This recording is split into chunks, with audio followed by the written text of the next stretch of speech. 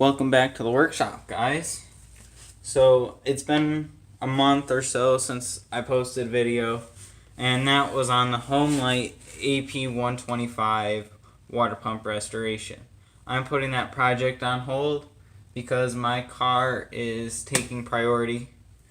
So today we're going to show you how to take just about the rear suspension apart on my 1991 Toyota MR2. So I am a little sick, guys, so it is going to be a little bit of a stuffy video for me. But first thing that you want to start with, you want to take off the tire. In my case, you can see I only have 2 lugs on here, but I'm eventually going to replace all 5 of them.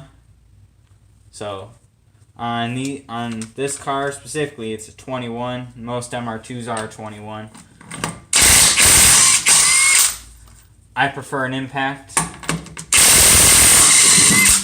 but that's just my preference. And we're going to do this whole video with just common tools that you might have around your house. But the other important thing you're going to want a parts tray, just to throw your parts in. And then after you take off all your lugs, you can take your tire off and set it down below underneath the car.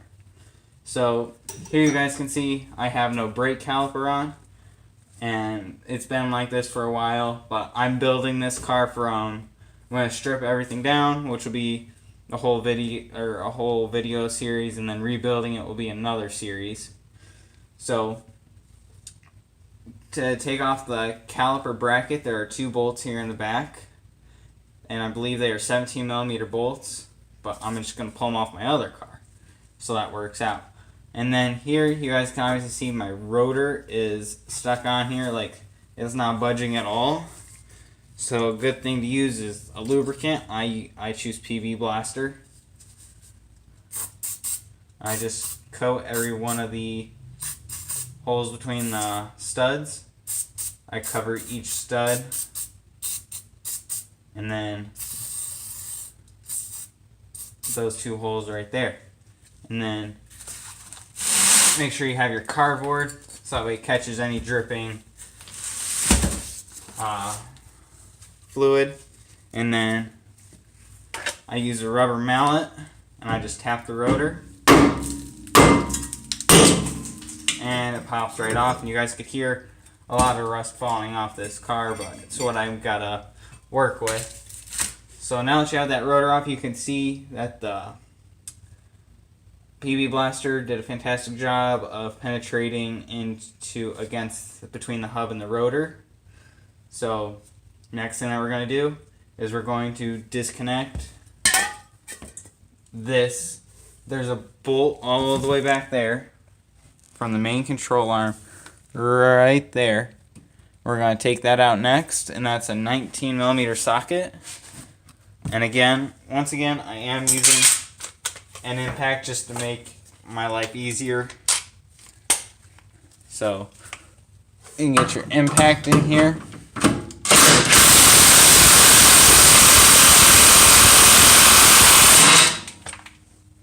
And take that out. And the bolt comes out just like that. Put that in the parts bin. So now that that's disconnected, we can disconnect this control arm bolt right here, and that's a 17mm. So I'm using 2 ratchet wrenches for this, just to keep the nut on the other side from moving. Which I don't think that's even hold on. There we go.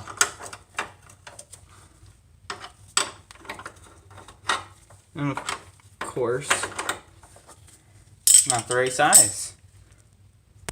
Okay, so for some reason I have a different bolt in on this side than I did the other side. But this is actually a 14. So I'm going to get back here with the impact.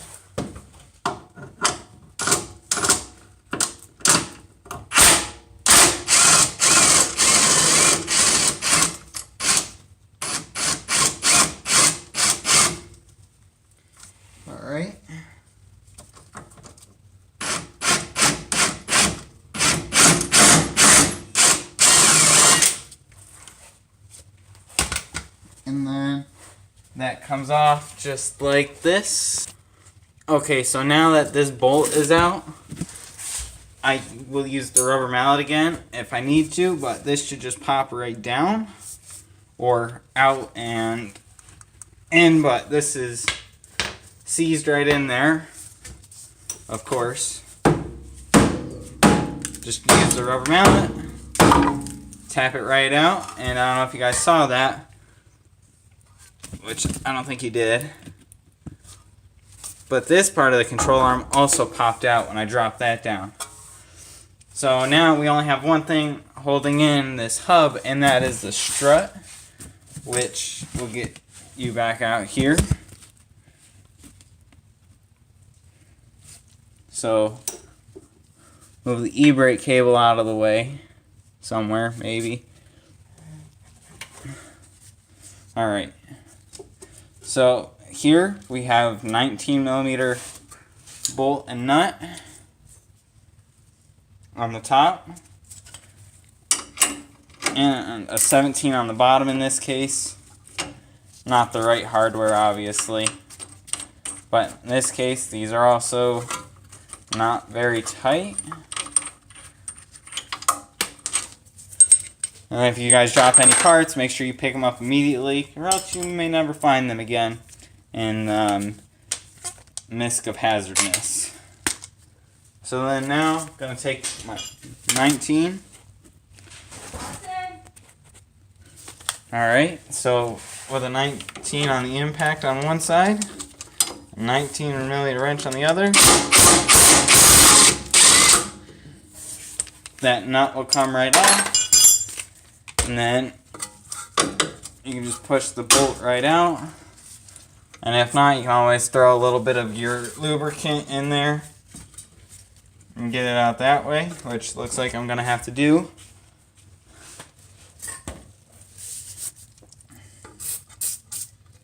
There we go.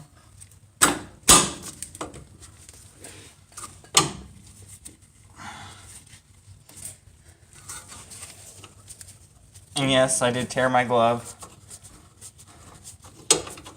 There we go. Alright, so now the hub is just held in with the pressure between the struts here, or the rust, as well.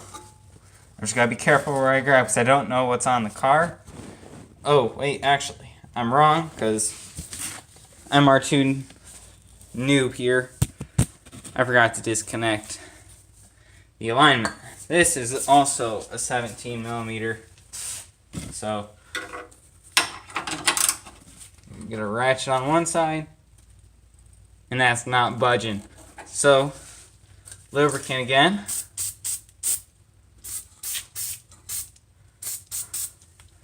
Get that going.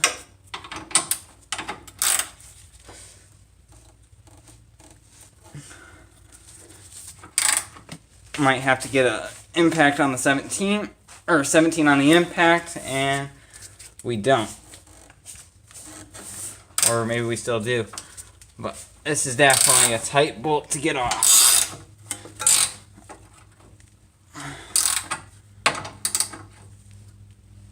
Yep, we're going to get a 17 on the impact. So we're going to move one of our adjustable wrenches over here, and then zip this right off.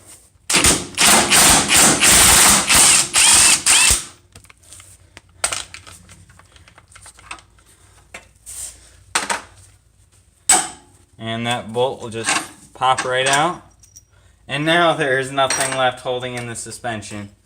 So now we're gonna bring you back here, and we're just gonna wiggle the suspension free. And the hub is out just like that. They aren't light either. Like, I would get a weight, but I don't have a scale that can take that. But as you guys can see, we took out almost everything here that should be here, but there were things on there, like the brakes that weren't on there, the sway bar that wasn't on there. But now we're gonna pop up top, and then we're gonna use our impact And we're going to take off the 14 millimeter nuts at the top.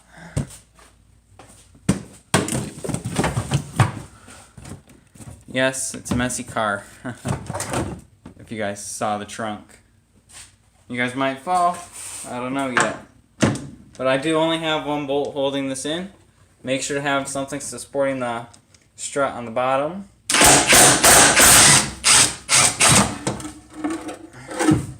And the strut pops out. Just like that. And there you go. We have officially pulled out all the suspension on this side. So stay tuned for part 2, which will be pulling out this motor.